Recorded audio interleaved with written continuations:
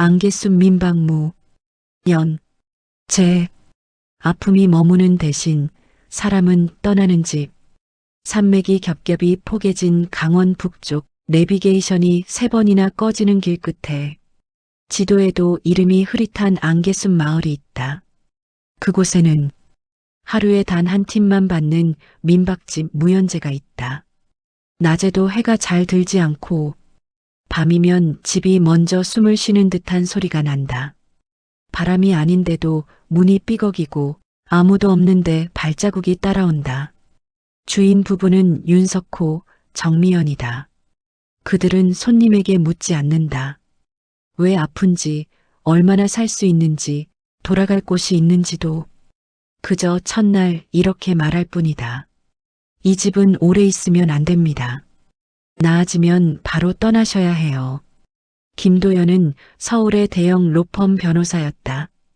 과로와 공황 발작으로 밤마다 질식하듯 깨어나는 증상을 겪고 있었다. 첫날 밤 무연재의 거실에 걸린 낡은 괴종시계가 정확히 새벽 3시 12분에 멈췄다. 그 순간 도연의 가슴도 동시에 조여왔다. 숨이 안 쉬어졌다. 비명을 지르려 해도 목이 막혔다. 그때 정미연이 나타났다. 불도 켜지 않은 채 그의 등을 아주 느리게 쓸어내리며 말했다. 여긴 숨을 증명하지 않아도 되는 집이에요. 기이하게도 그 말이 끝나자 공기가 들어왔다.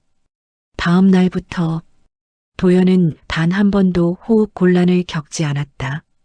그가 떠나던 날 멈췄던 시계는 다시 움직이기 시작했다.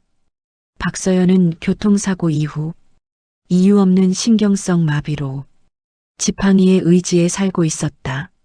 첫날 밤 마당의 자갈길에서 자기 발자국 옆에 하나 더 찍힌 발자국을 보았다. 분명 혼자였다. 겁에 질려 집으로 들어오자 윤석호가 낮게 말했다. 이 집은 아픔이 혼자 오는 걸 싫어합니다. 그날 밤 서연은 다리에 묵직한 통증을 느꼈다. 마치 누군가 대신 짊어진 것처럼. 아침이 되자 통증은 사라졌고 그녀는 지팡이를 놓고 서 있었다. 떠나기 전 마당의 발자국은 하나뿐이었다. 이준호는 사고로 동생을 잃은 뒤 거의 말을 하지 않았다. 무연재의 방에는 금이 간 오래된 거울이 하나 있었다. 밤이 되면 거울 속 준호의 입술이 소리 없이 혼자 움직였다. 형? 분명 동생의 입모양이었다. 공포의 방을 뛰쳐나온 준호에게 미연은 조용히 말했다. 말 못한 것들은 아직 이 집에 남아 있어요. 셋째 날 밤 준호는 거울 앞에 앉아 처음으로 울며 말했다. 미안해. 그 순간 거울의 금이 더 이상 번지지 않았다. 그는 그날 이후 다시 침묵 속으로 돌아가지 않았다. 최은정은 10년간 불면증을 앓은 중학교 교사였다. 졸음운전으로 학생을 잃은 뒤 단 한 번도 깊이 잠든 적이 없었다.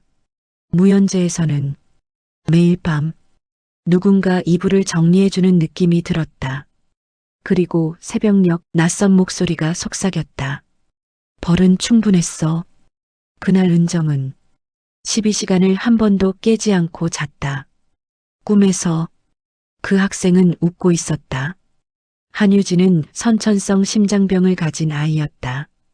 밤마다 가슴을 움켜쥐고 울었다. 무연재의 바람종은 이상하게도 아이의 심장 박동과 같은 리듬으로 울렸다. 윤석호는 아이에게 말했다. 이 집은 약속을 지켜. 아픈 건 오래 붙잡지 않아. 며칠 뒤 병원 검사 결과 의사들은 말을 잃었다. 심장이 설명할 수 없을 만큼 안정돼 있었다. 폭우가 쏟아지던 밤 검은 우산을 쓴 남자 장태성이 찾아왔다.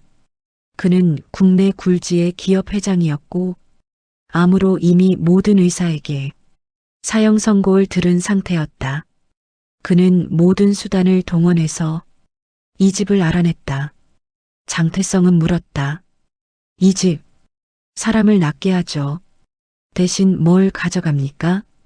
윤석호는 처음으로 진실을 말했다. 집이 고통을 먹습니다. 그리고 기억을 남깁니다.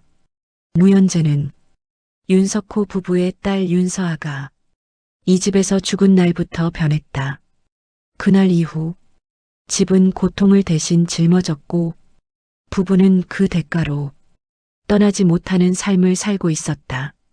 장태성은 웃으며 말했다. 나를 낫게 해주세요. 그럼 여길 떠나게 해드리죠. 그날 밤 장태성은 밤새 집과 대화를 했다. 서아와 얘기했다. 집은 처음으로 조용해졌다. 장태성은 암이 낳은 대가로 자신의 재산을 윤석호 부부에게 주었다. 단 하나의 조건을 달았다. 이 집을 닫아주세요. 이거는 딸 서아의 부탁입니다. 엄마 아빠가 자식을 잃은 고통에서 벗어나게 해달라는 딸 서아의 바람입니다. 그 조건으로 내 병을 낫게 해주었습니다. 며칠 후 무연재는 불에 타 사라졌고 그 자리에 작은 숲이 남았다. 부부는 윤석호가 준 돈으로 도시로 돌아갔다. 그리고 아픈 사람들은 이 작은 숲을 찾았다. 그리고 사람들은 하나같이 말한다. 이곳에 오면 이유 없이 눈물이 나는데 몸이 나아져요.